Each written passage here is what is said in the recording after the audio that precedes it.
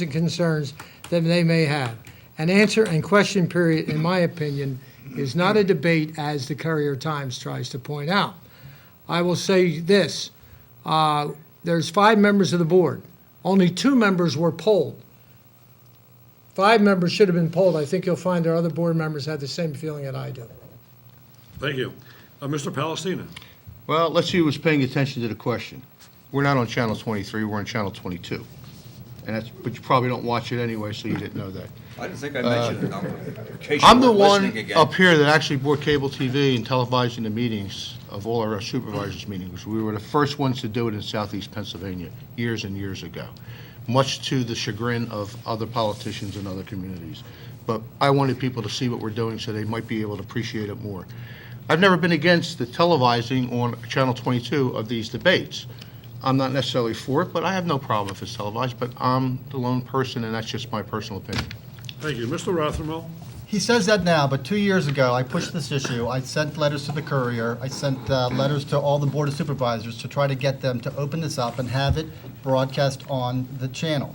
Jim, it's not your channel, okay? It's the people's channel. It's where we are supposed to get our public information, but you, as a 5 board members, sit there and make the decision as to what goes on. So it's definitely wrong, and it has to be changed. And it should remain open. And a couple other things. There are no Ds on any of the other boards. They control those. If you go through all the boards in the township, the only Democrats that are on any one is the library board, which are probably one of the most effective boards that we have here in our township. So. Thank you. The next question will be from Barbara Thomas and directed to Jay Russell. Mr. Russell, what are your recommendations to keep the township budget under control? Fiscal responsibility, just common sense. They have to stop taking us in debt, okay? When I pay my bills, I cannot go in debt or else the bank will send me a notice, okay? We're $30 million in debt, it's been said, so we will continue this show if we have the same old people. So like I said, we need to really look at the independent route and get some different, think outside of the box, which I've heard earlier, the 2 candidates for school board. Thank you. Mr. O'Neill. You know, I think every year the budget should restart from zero. It's a favorite tactic of government to restart next year's budget where this year's budget left off, which puts all kind of spending and everything else that went on the year before just gets swept under the rug. So being in business for 40-some years, running companies, I know how to budget. I know how to start a budget from zero, and I know how to inspect every line of it, and you have responsibility spread down through the organization. It's a good township. We can keep the budgets under control. We just have to get inside the file cabinets to find out where all this corruption is. Thank you. Mr. Kinney, I'm sorry. Keeping budgets under control is very difficult because a lot of people will tell you, oh, we're not going to raise taxes. But every year, your police have to go, you have to have a contract for the police. You have to talk about benefits. You have to talk about a lot of things as business does that are pretty tough to control. Mr. Pellegrino, in the presentation he gave this morning, is one of those individuals that is very keen on budgets, very, very keen. And he pointed out that over his years of experience, he's had taxes under control in those townships. We're looking forward for him to be able to do that in this township. Thank you. Mr. Palestina? I think we've tried to control our budget as best we could and provide the services and build the amenities that we built for the enjoyment of our residents. But let me say that our real estate tax millage is lower today than in 1992 through the 1994 years.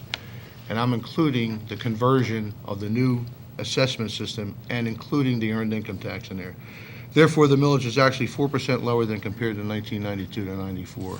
So, and if you compare us with other municipalities of the county, there are a lot more that get taxed a lot higher than we do and provide a lot less services. Thank you. Mr. Rothermel? Will that be surprising, given the fact that after the 2003 election, they raised property taxes here 19%. Then, when I ran last time in 2005, I said, look, this is what they did last time. They wait till right after the election before they actually put their budget in with regard to their taxes. And they raised it 35%. I mean, 35%. You wanted to save money here, you have to be smart. I mean, a big one would be, how about our municipal park at the end of Hatboro Road and Bristol Road?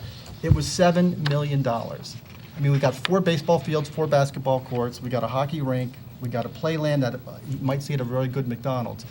And $7 million with taxpayer borrowed funds actually translates to $15 million. There was no attempt to partner with private enterprise. Ben Salem did a great job. They brought in unions that volunteered all the work to do all the installations. So again, it's getting new people in and new ideas where we're going to be able to have tremendous cost savings and actually to get them to stop wasting the money. Thank you, Mr. Stop stealing. Rotherwell. Mr. Cunningham. Thank you. Simply, I mean, I would say put an end to the no-bid contracts, bring transparency to the process, let people know where the money's going or where it's, where they plan on sending the money. I think more people would have input into the process, and certainly that's one way to cut the wasteful spending in the township and hold the line on taxes. Thank you. The next question will be from Jeffrey Deisler and directed to Bill O'Neill. Mr. O'Neill, do you have a recommendation as to how to alleviate the traffic at the intersection of Holland, Buck, and Bristol Roads? Oh, I sure do. Thank you. It's not only that. A lot of that. I think one of the markers of what's been going on is the poor planning that's been going around here. The supervisors know when the new construction is coming in. The scapegoat for traffic jams is always the developers. That's part of the problem. New people move in. But the township and the county and the state and the federal government are supposed to at least provide roads for the citizens. That's almost like job one. If we don't have roads and if we have to waste our time and our lives in traffic, the government's not doing a good job. So as far as each of the individual intersections, my plans have several intersections targeted. There's ways to make the intersections larger. We're going to have to start taking long-term looks at some of this traffic. There's liable to even be talk about bypasses around some of these major tie-ups. But the traffic jam in Northampton is a disgrace. It starts 3 o'clock in the afternoon. So thank you for the question. We need traffic planning. We need a lot of other things, and we don't need 48 years of same old. Thank you. Thank you. Mr. Kenny. We are in the process with a zoning that is called the Holland Overlay zoning. That will also take into consideration traffic in the area that you've designated.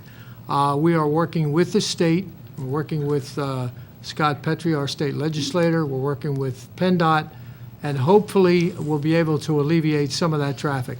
That is a very difficult area, based on the fact that you've got that narrow bridge, you've got a bridge under the railroad, and traffic just automatically funnels into that area and binds itself up. So we're conscious of it, and we've been conscious of it for a long time. It's just the idea of getting everybody working together and getting it solved. Mr. Palestina.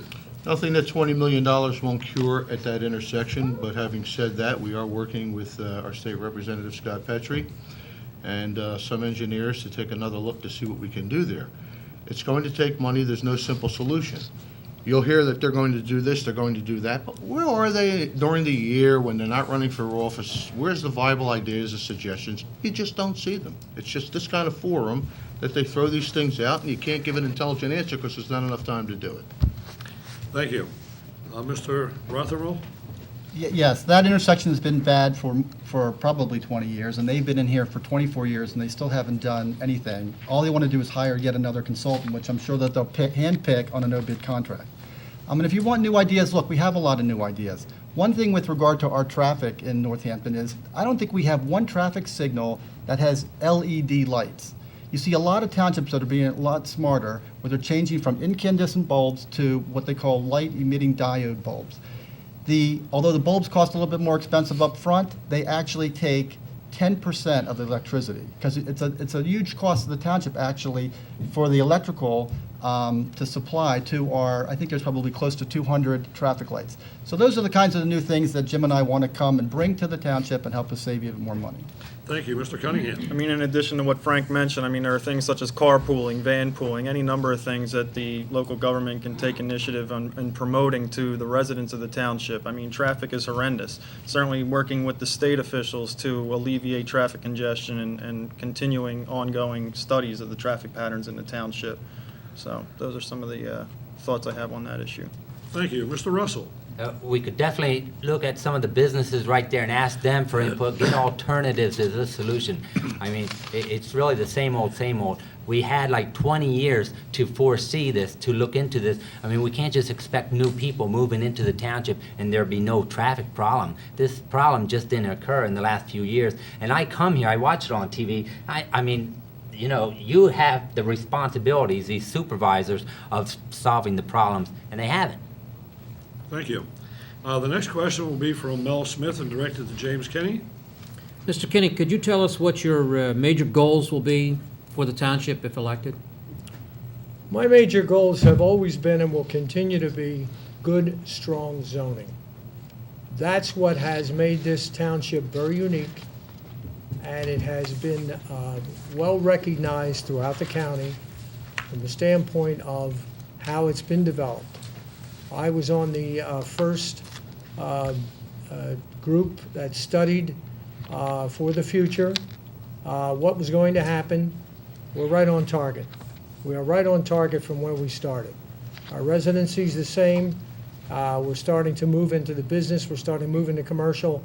And of course, the zoning is something that has been controlled and has controlled the growth factor of commercial and of industrial. We don't have the same situation that you have in some of the surrounding townships. So zoning has been my thing, and I will continue to work with the Planning Commission on zoning to keep the township unique, keep it moving forward, and keep it under control. Thank you. Mr. Palestina? I think we've been pretty progressive, especially in the area of police work, due to the efforts of Chief Pilla. We have the Police Citizens Email Alert Network to help battle crime. There's a lot of other things we need to do, but we're not just sitting back, same old, same old. We're doing a lot of things, and the people out there know it. Unfortunately, because they can see it on television, they know what we're doing. We're going to continue to promise to keep working for the residents of Northampton, give them what they need, and try to keep the taxes under control as best we can. Yeah, we wait till after the election because the budget process takes place in November and December. So you have to do it after the election. You can't do it before. You got to wait for department heads to give you their budgets, etc.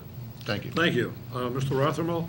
Sure. The first priority would be to bring back clean, honest, open government and to restore checks and balances. The way that it works now is we've got 5 members of the Republican Party, and they control everything, and there's nobody that's asking the tough questions. Now, Mr. O'Neill's saying, well, he's going to wait until he gets elected, and then he's going to look at the file cabinets. Well, that's a little too late. You should do your homework first. Jim and I have done a lot to go through these books and to see where, in fact, we can save significant money, and a lot of those I've raised here. But that would be the thing, is we would be able to be your eyes and ears to put a brake on them, stop from giving no bid contracts, or even their sweetheart deals. We didn't talk about that, but there was another one where they gave to our township engineer. He got a $700,000 no-bid contract to provide engineering services at the municipal park on Hatboro Road. Now, you go out there, it's 2 buildings, they're 4,000 square feet, 1-story, concrete decorative block.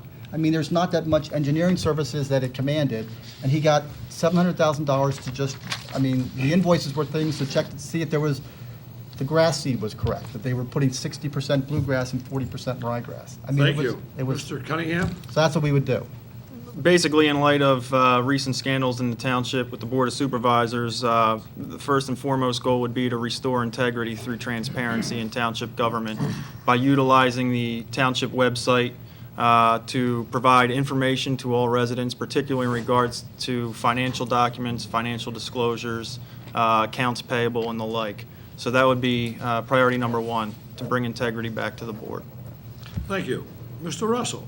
My main goal is openness, but fair and equal. I treat other people how I would like to be treated. If there's a committee of 6, there's 2 Democrats, 2 Republicans, and 2 independents, right? Well, like Mr. Rothmel said, might not be no Democrats. I like Democrats. I like the Republicans. It's the leadership, the problem, the people. The Democrat and Republican people are great people. People are great. Thank you. Mr. O'Neill? Could you repeat the question, please? If elected, what are your main goals during the term? My main goals after I get elected are to get rid of some more of the political dinosaurs that have been running this township for far too long. 48 years of blaming the citizens for not coming out to tell them what they were elected to do and having the audacity